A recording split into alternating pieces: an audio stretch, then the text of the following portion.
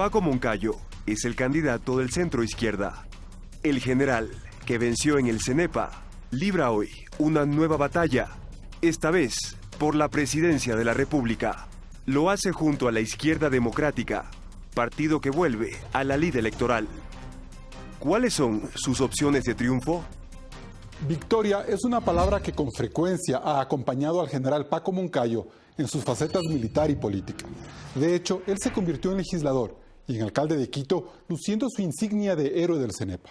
Ahora quiere la presidencia de la República, aunque la Revolución Ciudadana se haya llevado parte de su popularidad y liderazgo hace casi 8 años.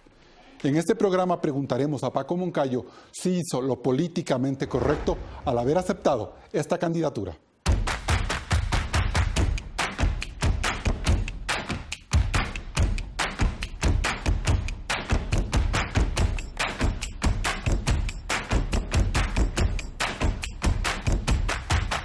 Bienvenidos a Políticamente Correcto. A partir de hoy tendremos a los candidatos presidenciales en nuestros estudios. Hoy nos acompaña el general Paco Moncayo, quien libra su batalla más importante, esta vez por la presidencia de la República. Y luego de conocer cuáles son sus planes de gobierno, analizaremos las fortalezas y las debilidades de su candidatura con 2 analistas políticos.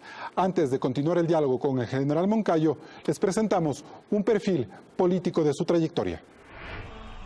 Paco Moncayo vuelve a un sitio protagónico en la política nacional, casi 8 años después.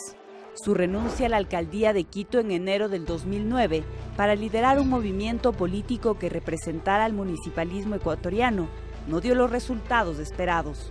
En ese año, Moncayo entró a la Asamblea como un legislador de minoría. Además, su distanciamiento con la Izquierda Democrática marcó el ocaso del partido más grande y estructurado de Quito. El general intentó volver a la Asamblea de la mano de Ruptura de los 25, pero sin éxito. Esa derrota electoral lo convirtió en un político en servicio pasivo. El debilitamiento de Moncayo y de la Izquierda Democrática facilitaron el control de Alianza País en la política capitalina. A sus 76 años busca por primera vez llegar a la presidencia de la República. Lo hace cobijado de una trayectoria pública notoria. En 1995 fue el general que venció en el CENEPA, la única victoria militar del Ecuador en el siglo XX. En 1998 comandó la bancada de la Izquierda Democrática en el Congreso y entre el 2000 y el 2008 fue alcalde de la capital de la República. Desde esas trincheras, Moncayo mostró su influencia política. Como jefe del Comando Conjunto fue dirimente en la caída del presidente Abdalá Bucaram en 1997. Dejamos en manos del poder político la pronta solución de este problema que afecta tan gravemente a nuestro país. Y como diputado apoyó la rebelión indígena militar en contra de Yamil Maguad en enero del 2000. No es tampoco infracción marchar en regocijo por la caída de Maguad alrededor de 15.000 personas, porque tendrían que meternos presos a las 15.000 personas. Desde la alcaldía de Quito lideró las protestas que minaron la presidencia de Lucio Gutiérrez en el 2005. Ahora quiere llegar al poder con una imagen de mesura y experiencia. De lograrlo, habrá puesto nuevamente a la Izquierda Democrática entre los grandes partidos del Ecuador, sin desconocer el apoyo que el movimiento indígena le ha entregado. Sin duda, la candidatura del general Paco Moncayo es una de las que más trayectoria política ha tenido en los últimos años. Y para empezar esta entrevista, general Moncayo, yo quiero hacerle una primera revelación.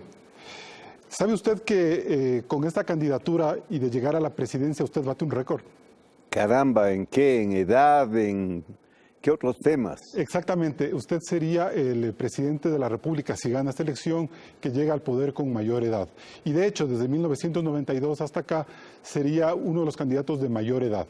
¿Qué ventajas le puede dar a usted esta condición, general? Bueno, la edad no es todo, que da sí muchas ventajas, como la experiencia. Acabamos de ver este largo servicio a los intereses del país. Lo bueno es, en cambio, si es que usted ha envejecido o no ha envejecido, cómo usted asume su edad. Lo bueno también es que el cerebro es el que menos envejece y que los ideales son los que nunca envejecen. Esos se van con uno a la tumba. General, ¿a usted le inspira, por ejemplo, el legado que tuvo el presidente Mujica en Uruguay de llegar ya a la presidencia de la República prácticamente en la parte final de su trayectoria y de su vida? Igual en el caso de Perú con el presidente Kuczynski. ¿Le motivan esas experiencias como para usted avanzar en este tramo donde lo que cuenta de momento es la juventud, lo que piensan los jóvenes, lo que está a la moda? ¿Cómo entender eso, general? Bueno, también la juventud no es un tema simplemente de cuántos años has vivido. La juventud también se expresa de mil maneras y la relación con la juventud, que es un asunto tan importante, quizás ayuda a las personas a mantenerse más frescas. Esto me pasa con la cátedra, por ejemplo, ¿no es cierto? La relación en la cátedra, en la universidad, le mantiene a uno fresco. En la alcaldía, yo era pues el alcalde que compartía con los niños, con los jóvenes, nos sentíamos muy bien en todos los proyectos de ellos, que vamos al ciclopaseo. Pero ¿usted no cree que muchos de los jóvenes que van a votar en estas elecciones no se acordarán ya mucho de su alcaldía? Gente que tiene ahora 20, 22 años, lo tendrá como un recuerdo de la niñez, general. Pero esos son los recuerdos que no se borran. Claro, las personas que hoy tienen 22 años, entonces tenían 12 años y estaban inaugurando conmigo el Museo del Agua, yendo de los paseos, haciendo las famosas noches libertarias en las que salíamos todas las familias por la ciudad. Pero además la importancia de Quito es que trasciende en el territorio. Hemos visto que más se acuerdan de mí como exalcalde de Quito que como militar, como que la guerra del CENEPA, pero lo que está en la cabeza de las personas es esa alcaldía de Quito. Ahora, general, siempre quedó la sensación de que usted se agotó en la alcaldía de Quito, por eso fue su renuncia prematura a este proceso para iniciar nuevas aventuras en la parte legislativa que no significaron la gloria, los buenos resultados electorales que usted tuvo con la Izquierda Democrática. Yo creo que no fue prematura, porque culminé 2 periodos. Le faltaba un año, ¿no? No, faltaban ya unos 5 o 6 meses, no. Que fue lo que reemplazó el señor Andrés Vallejo. Pero había una razón fundamental. Créame que muchas veces uno actúa por decencia. ¿Cuál era esa razón? Se atacó tanto que el aeropuerto era un atraco, que el aeropuerto, bueno, que se iban a caer los aviones, que... Una de las razones que me invitaron a dejar la alcaldía fue, ahí está, revisen, rebusquen, hagan lo que quieran. Yo no he aceptado un tinto de los contratistas del aeropuerto. Aunque finalmente todas esas dudas se aclararon con los exámenes de Contraloría y todo, pero también había la lectura de que su paso a la legislatura era para tener un fuero de corte que le vuelva inmune ante una posible arremetida de sus adversarios políticos por el tema del aeropuerto. No, porque estuve sentado en el banquillo de los acusados con una infame acusación de peculado que no tenía pies ni cabeza. Como no resultó eso, después inventaron que era por una garantía que habíamos dado. Como la garantía el alcalde no puede dar sin el apoyo, sin la aprobación del Consejo, terminamos enjuiciados todos. Los detractores se enredaron en una campaña torpe. ¿Qué siente que cuando usted estuvo metido en este huracán del aeropuerto, incluso en la mira del propio presidente de la República y del alcalde de entonces, Augusto Barrera, ahora el propio Rafael Correa diga que usted es uno de los mejores candidatos que va a tener el Ecuador? Mire, el presidente Correa, cuando yo salí de la alcaldía, me escribió una carta, la tengo, en la que reconocía la excelente labor que había hecho al frente de la alcaldía de Quito. Ahora ha reconocido que soy un buen candidato porque tengo una larga y honrosa hoja de servicio a los intereses del país y porque soy honesto. Entonces yo creo que no hay un cambio en la conducta del presidente, sino que está reconociendo algo que ya lo hizo antes. ¿Y es políticamente correcto, general Moncayo, que el presidente le lance flores en este momento para que seguramente le vean como un candidato cercano a la tendencia de él? Mire, han hablado bien de mí algunos políticos, a los que yo respeto muchísimo. Jaime Nebot tuvo las mejores expresiones, acaba de llegar Lenín Moreno y ha expresado del mismo modo me hicieron leer ahora en su cuenta de Twitter unas expresiones muy generosas. Yo también guardo esas expresiones para las personas, ¿sí?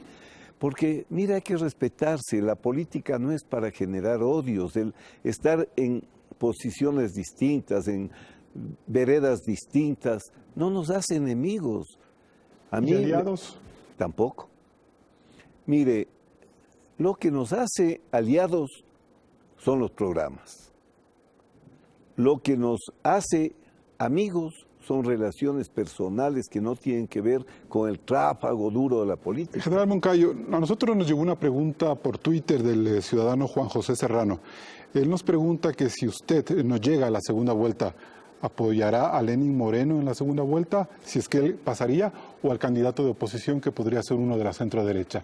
¿Qué definición tomaría usted? Bueno, lo voy a decir sin ambajes porque no hay peor cosa que las personas ambiguas. En primer lugar, yo voy a llegar a la segunda vuelta. Pero si no llega. En segundo, si no llegase, en esa hipótesis no consentida, yo voy a apoyar a la oposición al gobierno, porque creo que es de salvación nacional acabar con un sistema.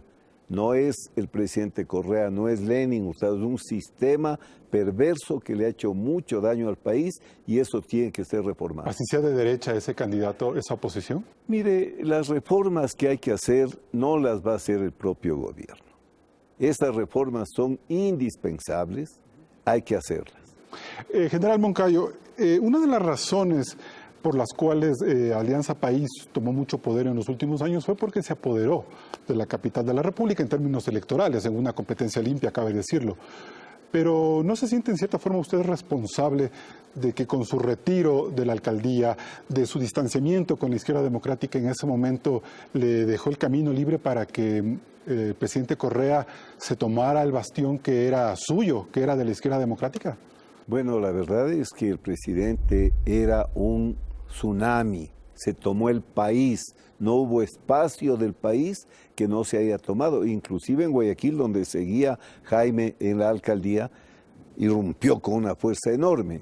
No hay que olvidarse además que Quito y Cuenca fueron bastiones de Alianza País. Conmigo o sin mí esto iba a pasar. Pero usted reconoció que su alejamiento con la izquierda democrática fue un error estratégico y que eso le dio el poder absoluto a Correa, entre otras razones, por supuesto. No, mire, lo que pasa con la izquierda democrática es que era un momento ya de crisis aguda en el partido, que terminó con la desaparición del partido. Pero usted podía haber liderado ese partido como el sucesor de Rodrigo Borja y haber dejado que Andrés Páez, Basigalupo, Ramiro González hicieran con el partido lo que finalmente hicieron, en general. La verdad es que yo nunca fui afiliado al partido. Pero no era su responsabilidad esa, no debía haber sido esa su obligación. Posiblemente, quizás ese mea culpa deba hacerme, porque al país le hace falta un partido del socialismo democrático, un partido del centro izquierda, porque es indispensable que existan estas distintas visiones, estas distintas interpretaciones de la historia, de la realidad, de la economía, de la sociedad, para que en ese debate, en esa dialéctica de razonamientos, el pueblo pueda escoger por aquella línea que mejor le convenga. ¿No se siente usted un candidato de la partidocracia, general, al llegar con la izquierda democrática? No, porque la partidocracia, en primer lugar, fue una imagen muy bien usada en la propaganda que afectó mucho a partidos muy buenos que hubo en este país, poniéndoles en el mismo saco de otros partidos que sí, indudablemente traicionaron los principios fundamentales de la democracia. Bien, en el próximo bloque vamos a analizar parte de las ofertas de campaña, de las principales inquietudes que tiene el general Moncayo en caso de llegar a la presidencia sobre las necesidades que tiene este país. Volvemos con Políticamente Correcto. Siga este programa a través de Twitter, @políticacorrecta, y escríbanos sus preguntas para los candidatos presidenciales.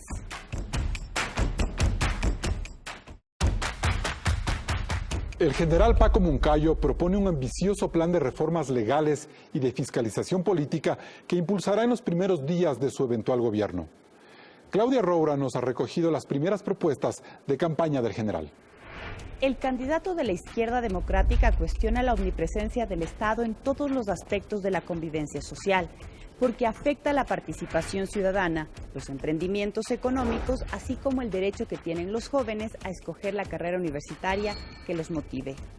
Paco Moncayo quiere una reforma integral a la ley de comunicación para eliminar toda censura al ejercicio del periodismo, reestructurar los medios públicos y suprimir la Superintendencia de Comunicación.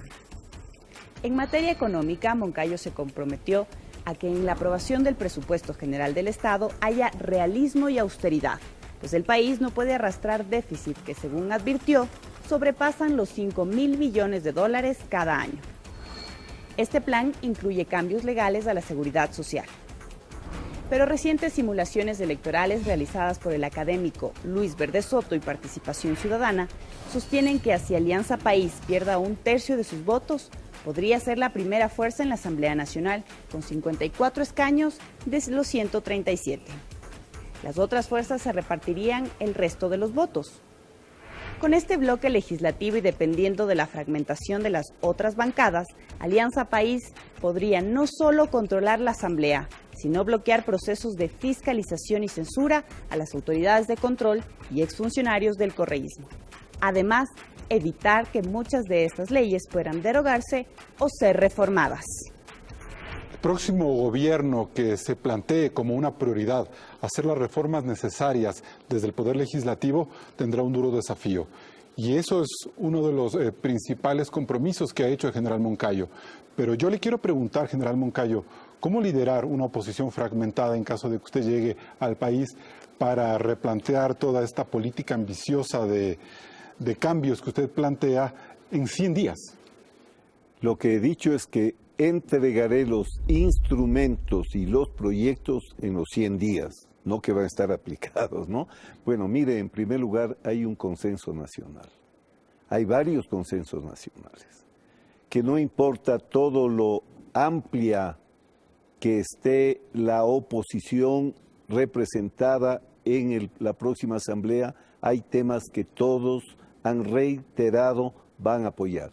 Entonces, por ejemplo, le digo, toda la oposición habla de terminar con el hiperpresidencialismo, de reganar la democracia, de volver a un Estado con división de funciones, a tener una Corte Constitucional independiente, jueces independientes, jueces electorales independientes. General, si todos los candidatos de oposición han estado o son conscientes de que esos cambios hay que hacer, ¿por qué no se unieron a una sola candidatura? Y es más fácil que desde ahora haya ese compromiso y no esperar a que al próximo presidente le toque estar armando bloques y mayorías móviles para poder efectuar esos cambios, que en la mayoría de los casos requieren 2/3 partes de votaciones, un complejo proceso de validación de preguntas en la Corte Constitucional que usted o ningún otro presidente que no sea Lenín Moreno no los va a controlar.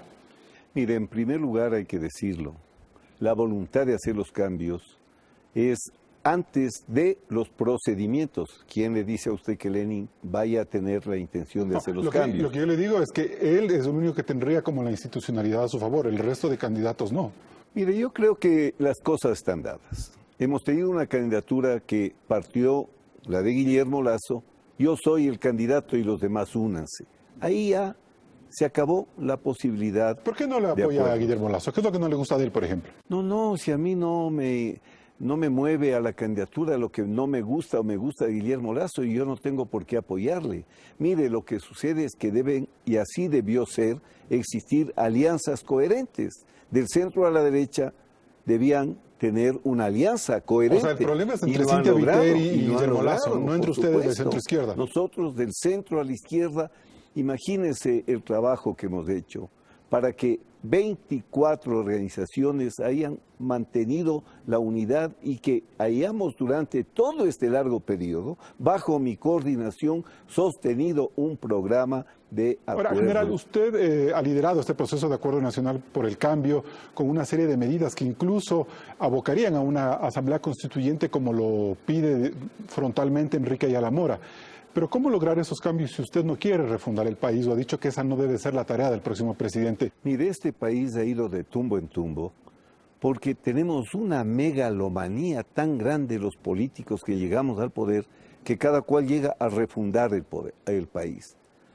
Esas refundaciones nefastas hacen que todo lo bueno se suprima. Así pasó con la alcaldía de Quito cuando yo salí. No vale nada y vamos a... Pero no es momento de refundar el país con todo el hiperpresidencialismo que usted se queja. Es que el país no es solamente la constitución o el sistema político. El país es mucho más que eso. Mire, todo lo bueno que exista de este régimen hay que sostenerlo. No podemos comenzar de nuevo de cero. En este sentido, las reformas que tenemos que hacer van a ser un paso adelante en la historia de este país. ¿Cómo las quiere hacer usted, general? ¿Primero un apoyo en la Asamblea o directo a un referéndum, una Asamblea Constituyente? ¿Cuál es su hoja de ruta? Hemos debatido mucho sobre este tema con Enrique Ayala, que proponía precisamente una constituyente. Pero mi punto de vista ha sido que no podemos, de un país en crisis, convocar, por supuesto, convocar una constituyente que se va a llevar un tiempo, mientras que los inversionistas, las empresas van a estar paradas esperando a ver qué sale de esa constituyente. Yo creo que hay que hacer reformas inmediatas, sustanciales, vía consulta popular. Para poder una consulta popular convocada por el presidente de la República, que sería un mecanismo más rápido, ¿verdad? Así es, porque no podemos parar para manejar la parte política. Así mientras se avanza con la parte económica. Esto es. Usted ha dicho también que quiere llamar una suerte de auditoría de la deuda, de los manejos financieros del país, a medida de que avancen estos meses, si es que hay un gobierno de la izquierda democrática. Pero yo le pregunto, ¿usted recurriría entre sus primeras decisiones al Fondo Monetario Internacional u otros organismos multilaterales para darle un poco de orden en las finanzas? Por supuesto. O sea, usted va a ir al FMI. Por supuesto. Mire, si yo puedo conseguir créditos a 5% a 25 años de plazo, con 5 de gracia, y me voy a ideológicamente atar a créditos a 5 años con 10.5, no, pues... ¿Y si le toca dar paquetazos? No, tampoco. Es que los paquetazos hay que explicar muy bien al país, solo afectan a los más pobres, a los más desvalidos, a los más vulnerables, que no tienen ninguna culpa del mal manejo que se ha hecho de la riqueza en este periodo. Hay que tomar medidas serias. Mi primer punto es, no puede el país seguir con déficits fiscales de esa naturaleza que solo pueden cubrirse con deuda. Y para eso se requeriría el apoyo de los organismos multilaterales. Sobre todo se requiere un acuerdo nacional de responsabilidad fiscal. No podemos seguir gastando lo que no tenemos. ¿Qué implica con la revisión de todas las cuentas que dejaría los 10 años de correísmo? Deudas, créditos con China, procesos complicados con el Instituto de Seguridad Social, bonos que entrega el Banco Central para dar liquidez, deudas que se pagan en el 2022 hasta el 11%, cuando funcionan básicamente para gasto corriente. Responsabilidad fiscal quiere decir suprimir todos los gastos superfluos. No le va a alcanzar, general. No le alcanza, por eso tiene que ser un proceso. Es la primera cosa. Le va a tocar despedir gente del sector público, general. Pero por supuesto, ¿por qué no? En los ministerios, secretarías, vicesecretarías, consultorías, hiperconsultorías, todo lo que es superfluo. Mire, tenemos que volver a ese estado que tenía ministro, subsecretario y coordinador. ¿No tiene miedo general. que le digan que ya no sería usted un socialista democrático con no, esa pues los con socialistas lo que me dirían es que no soy un socialista burocrático. O del siglo XXI. Y que soy un socialista que entiende la situación real del país. En efecto, general, por eso Políticamente Correcto preguntó a un joven cuál sería su principal preocupación, y eso es lo que tenemos a continuación.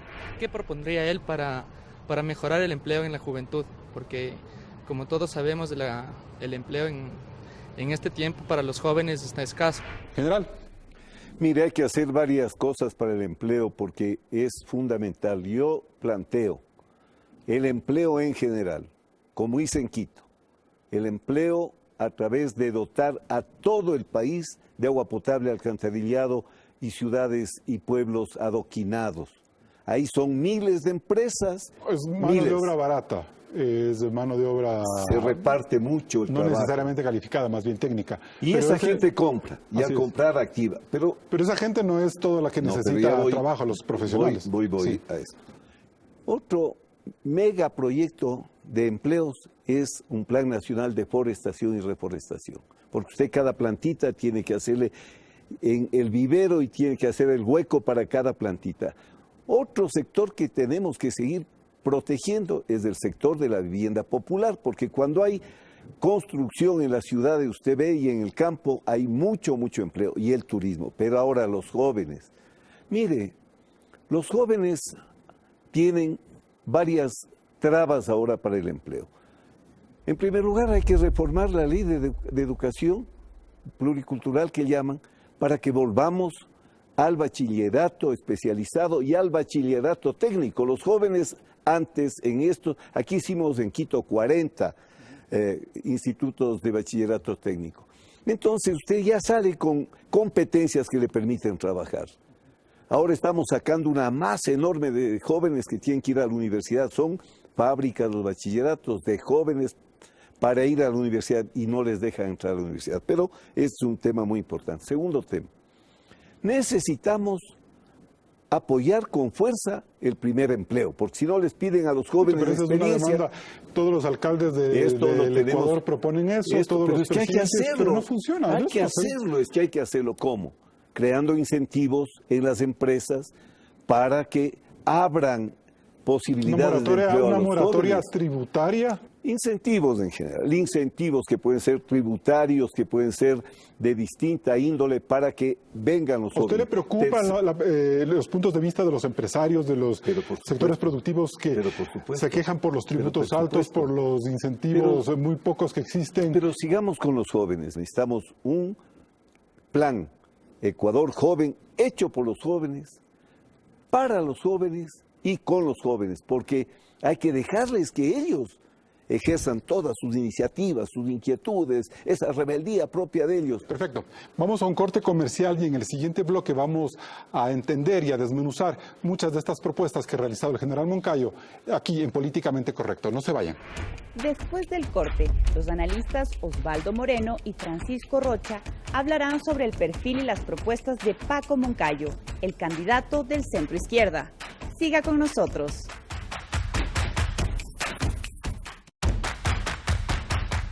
En esta segunda parte de Políticamente Correcto, analizaremos los desafíos más importantes de la candidatura de Paco Moncayo, junto a Francisco Rocha, periodista y analista político, y Osvaldo Moreno, consultor político guayaquileño.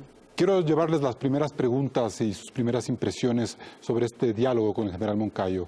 Osvaldo, ¿cómo miran en Guayaquil la candidatura de Paco Moncayo? ¿Qué fortalezas y qué debilidades tiene el general en el momento de llegar a la ciudad más poblada del Ecuador?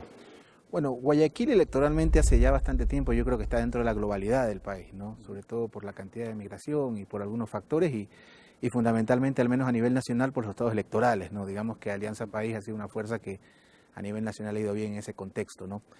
Yo creo que va a ser determinante el binomio en algún momento determinado de la elección para poder ver esa captación. Si no es un binomio de Guayaquil, por ejemplo, sino de otra ciudad, Manabí o El Oro.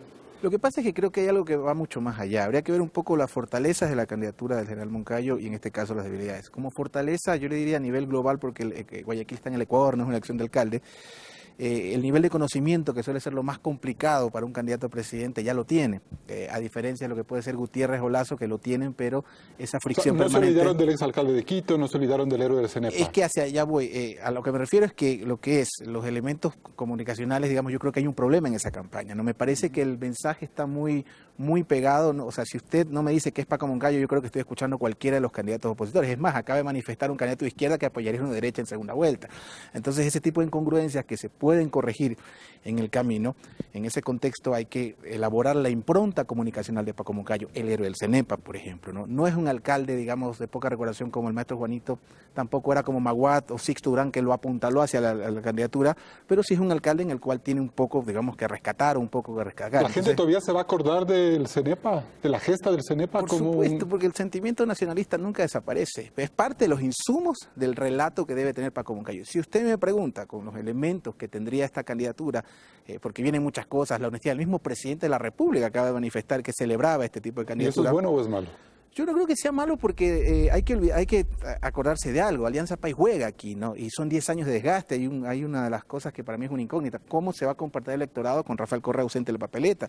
Entonces, en ese contexto tiene que ser izquierda democrática, no solo por el nombre, no puede ser, mire, hasta la impronta, justicia social con libertad, que es una de las banderas de la derecha en ese sentido, ¿no? Y la libertad no es una demanda ciudadana, pues no. La justicia social con libertad es una bandera de la izquierda democrática de toda la vida. Sí, totalmente, pero yo creo, al menos lo que yo estoy viendo, es que está muy parecido, muy similar. Es un opositor más. Yo creo que Paco Moncayo debe proyectarse como esa alternativa nacional de cambio. Eso habría que ver en la investigación cualitativa, cuantitativa, pero por lo pronto, por lo que estoy viendo, incluso lo vi en contacto directo hace pocos días, era como escuchar a cualquiera de los asambleístas. Entonces creo que hay que cambiar la dinámica de comunicacional de oposición, que es 10 años no da resultados, y entrar ya directamente a proponer. Francisco, ¿cómo está Paco Moncayo en Quito? El hecho de ser el exalcalde, líder en un momento determinado de la ciudad, le da buenas posibilidades de arrasar en la ciudad y quitarle votos a Guillermo Lasso y a Lenín Moreno. A ver, la presencia del general Moncayo es una presencia que yo diría nos invita a los ecuatorianos, no solo a Quito, y en eso voy a coincidir, que Guayaquil, Quito, Cuenca, Manabí, tienen yo diría, una necesidad, como la oposición en general, de replantearla al Ecuador y de replantearla en un futuro. Entonces, la presencia del general Moncayo nos plantea una nueva política de ideas que el Ecuador debe retomar. ¿En qué consisten esas ideas? Esa política de ideas es una visualización de un Ecuador unido, una visualización en donde las tendencias políticas tengan la oportunidad de vivir y de existir, y de proclamar y de buscar ganar las elecciones. O sea, el acuerdo nacional como tal sí fue positivo. El acuerdo nacional, alrededor de Paco Moncayo. Sí, el acuerdo nacional recoge yo diría una idea que estaba floja, que es la de que aquí se han acabado las ideologías, que el dueño del socialismo y de la izquierda era un gobierno que resulta que es un populismo que va por todas las partes. Pero en el general Moncayo tienes una gran fortaleza. Tienes a un héroe del CENEPA, vivo, exalcalde, exlegislador, que nos recuerda que este país no se refundó hace 10 años, que este país existe, que tiene gente a la que debemos apreciar, valorar y aplaudir, que tiene gente que ha luchado. Este país no es de los últimos 10 años. Gente que ahora está como Moncayo que se ha arrepentido del correísmo, por ejemplo. Esa es una de las principales acusaciones el debate va a ser por ahí. El debate va a ser por ahí porque quienes van a estar al lado del general Moncayo, los mismos que aplaudieron lo que el general decía, esta avalancha del presidente Correa. Sí, puede haber arrepentimientos válidos, pero lo que nos acaba de demostrar Colombia, por ejemplo, los arrepentimientos y los perdones, sin preparar el espíritu de construcción, no sirve. Entonces el general Moncayo tiene, si bien no es la juventud un mérito como otros lo han exhibido, tampoco es un pecado del que uno deba avergonzarse. Todo lo pero contrario. También la experiencia, la serenidad para poder entender que este es un país de todos. No es de un sector que me aplaude a mí y de otro que está diciendo, oiga señor, las libertades no cuentan a título de la carretera. No hay una democracia que se mida en kilómetros de carretera. Ahora, la verdad es que el general Moncayo ha tenido durante mucho tiempo el apoyo de estos grupos de izquierda. Por ejemplo, cuando llegó a la alcaldía en el año 2000, tuvo el apoyo del MPD, que ahora es Unidad Popular, y en el 2004 hizo alianza con Pachacuti. Es decir, no sería un problema decir que por qué ahora está con quienes la apoyaron en la candidatura. ¿Cuáles son sus primeras reflexiones frente a lo que nos han comentado Osvaldo Moreno y Francisco Rocha, general? Bueno, son reflexiones de expertos, yo siempre aprendo. Me parece que es importante recordar también un tanto mi vida en la costa. Yo he vivido en la costa casi tanto tiempo profesionalmente como en la sierra. Entonces yo fui jefe de zona en Guayaquil, en una de las etapas más duras de la vida de Guayaquil, y recuerdan de mí mucho. He vivido en el Oro, ahí comencé la carrera, ahí ascendí a general. He vivido en Loja, he sido comandante en Macará, en Celica, he vivido en la Amazonía, he estado en el Curará y en Francisco de Orellana. Eso es importante. Pero en los porque últimos 10 años, conozco el país. general, en los conozco el últimos país. 10 años usted sintió que se desconectó con ese país en la parte de una imagen pública, quiero decir, no necesariamente como Paco Moncayo, pero dejó de ser visible quizás en Guayaquil, en Esmeraldas, en Manabí, a tal punto que a mí me llamó la atención, general, el comentario que hizo Jaime Nebot la semana pasada. Yo pensé que iba a ser mucho más cálido con usted, tomando en cuenta de que durante mucho tiempo fueron colegas, alcaldes, y durante mucho tiempo los dos tuvieron un liderazgo y una cercanía muy fuerte. Es como que ha tomado distancia. Pues yo diría que no. Yo escuché las frases de Jaime y fueron unas frases Con Piola, general. afectuosas, pero todo ahora es con Piola. Todo ahora es con Piola. Lo que hay que ser es coherentes. Esa es, yo creo, una virtud fundamental en la política. Mire, a mi juicio personal y respetando las decisiones que toman todos los sectores, cuando usted quiere unir en un movimiento, en un acuerdo, a gentes tan disímiles, se desarma rápido el acuerdo. Nosotros llevamos nuestro acuerdo ya 7 meses. Sólido, cada vez vienen más, no se nos ha ido uno. Casi se les va a la izquierda democrática, general. No, nunca. No, ¿nunca? Nunca. ¿No ve que eso habría sido imposible, sino que tenían su proceso? ¿Corrían ustedes y la izquierda democrática por su cuenta? No ¿nunca? iba a pasar eso, no. Osvaldo, una pregunta final para cerrar este bloque.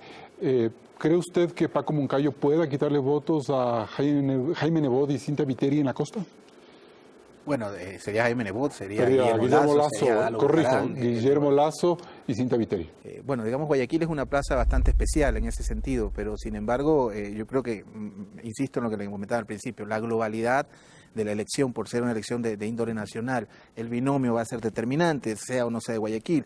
Ese tipo de cosas, por ejemplo, en el relato del conocer el país, conocer a Guayaquil, yo creo que más allá de ir por el mensaje del dolor de la oposición, al margen de que este es un tema de percepciones, el tema económico puede ser la prioridad, pero no es la única agenda, no es la única demanda ciudadana. Entonces, ese relato es clave. Entonces, esa penetración, digamos, en el electorado guayaquileño dependerá mucho de cómo se construye este relato, si es propositivo, si es constructivo, si tiene una impronta, como les decía hace un momento, que se diferencie el resto de los candidatos de la oposición. Hoy por hoy es como escuchar uno más de la oposición, y hay una oposición que está muchísimo más fragmentada que en 2013, con un candidato que aparentemente tiene mejores posibilidades de Correa. Y obviamente consolidarse en Quito.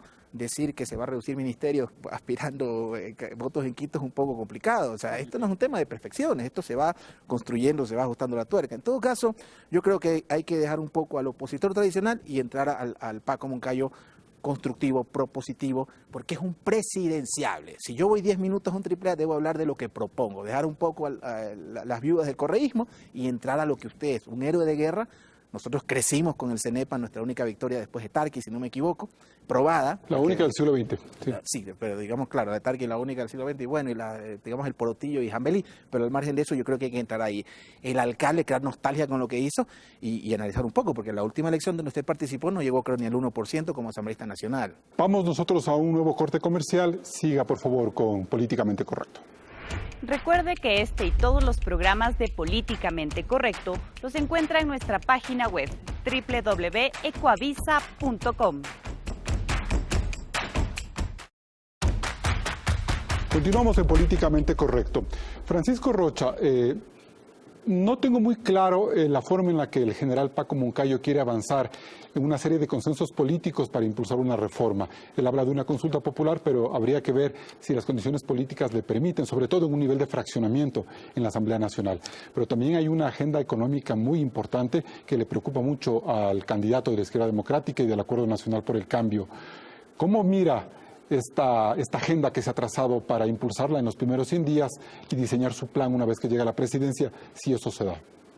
Creo que no hay que olvidar que la crisis económica que vive el Ecuador, por más que la quieran maquillar con deuda y deuda y deuda, es una cosa que va a definir lo que un posible presidente nos plantee. Este es un Ecuador que va a tener retos frente a lo económico, a lo social y a la reconstrucción de lo político.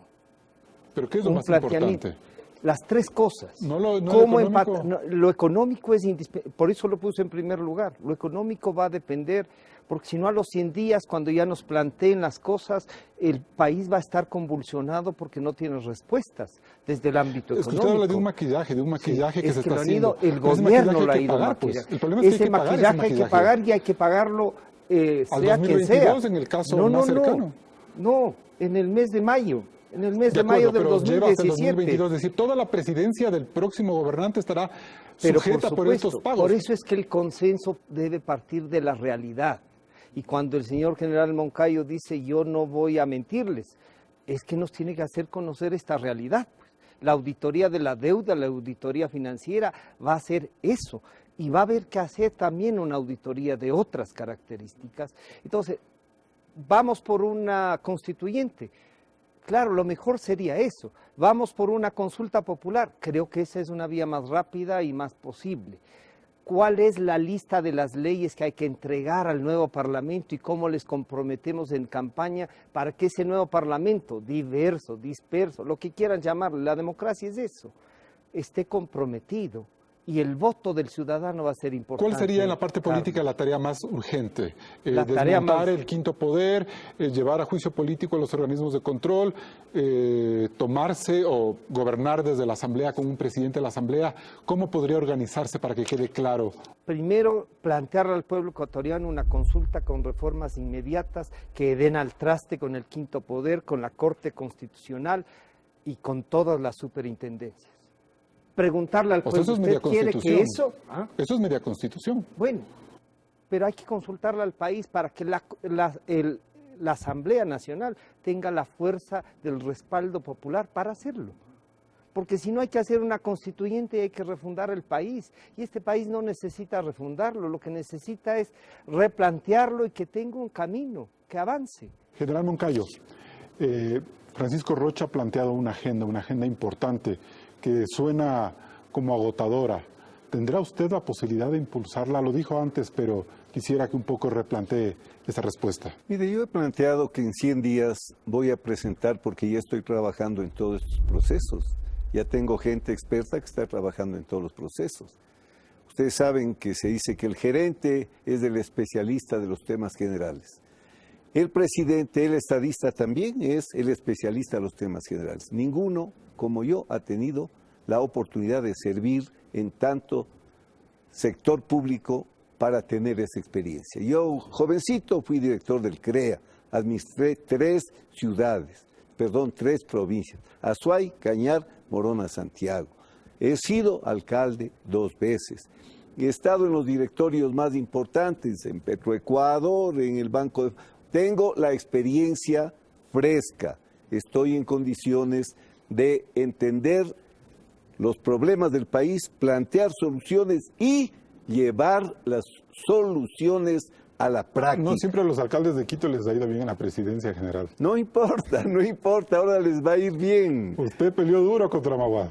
Mire, no peleé contra Maguad. O sea, apoyó la salida del señor. Apoyamos terminar con una situación que acabó con el país. ¿Se arrepiente de ello, no? No, nunca, jamás. Porque mire, la situación era tan deplorable y la salida fue tan racional como que el vicepresidente, sin romper las normas constitucionales, una vez que renunció el presidente, asumió la presidencia. No asomaron dictaduras.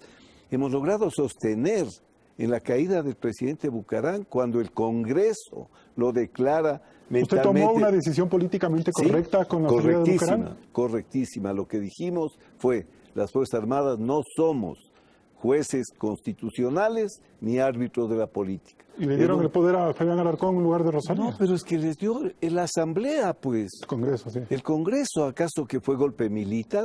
Los militares estábamos muy preocupados de... ¿Se le resintió Rosalía Ardea con usted? Se resintió, pero es que no había en la Constitución norma para quién debía sustituir al presidente. Usted hizo bien en liderar algunas marchas en contra de Luis Gutiérrez.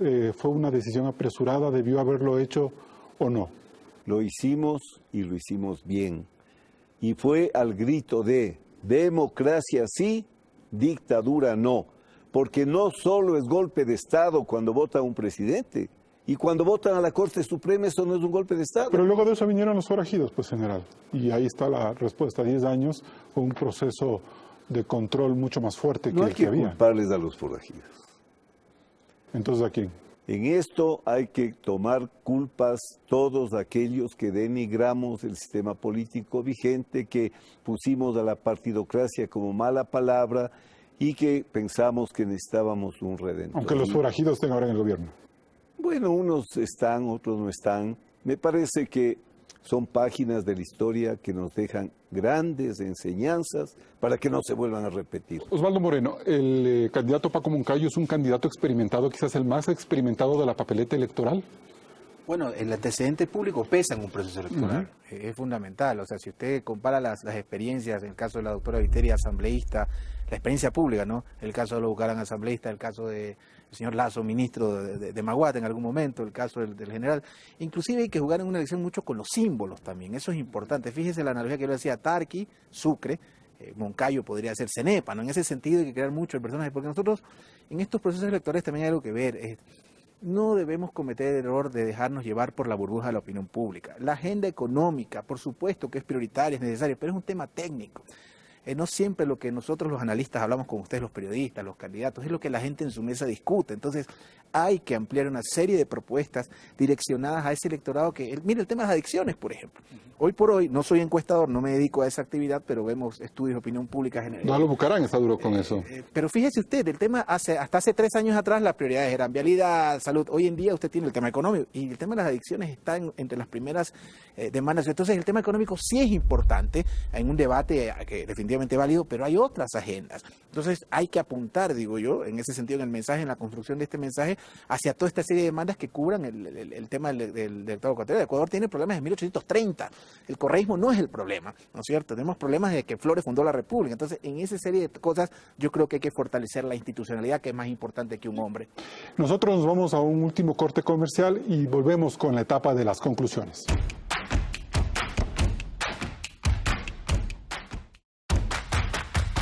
Cerramos este programa con las conclusiones de nuestros invitados. Osvaldo Moreno, ¿es políticamente correcta la candidatura de Paco Moncayo? Es legítima, ejerce un derecho, pero yo creo que está en la construcción de esa impronta o de esa, digamos, esa bandera o esa causa. No me parece que todavía, al menos comunicacionalmente, no se consolida con lo que generalmente la izquierda ha reivindicado, lo que la izquierda ha promovido.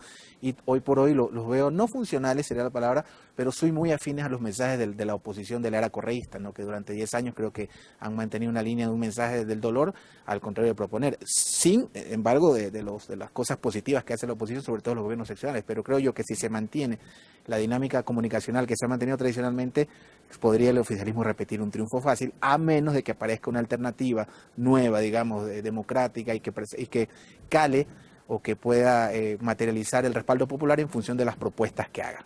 Francisco Rocha. Es políticamente correcta, claro, llena un espacio político que hacía falta en el Ecuador.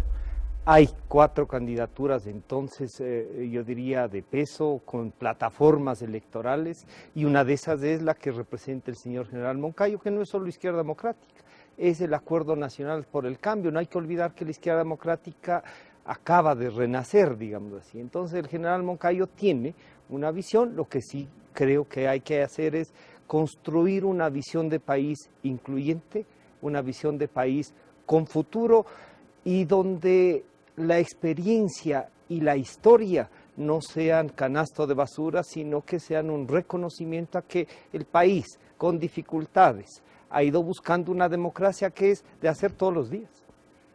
Finalmente, general Moncayo, ¿por qué sería políticamente correcto darle su voto en febrero del 2017?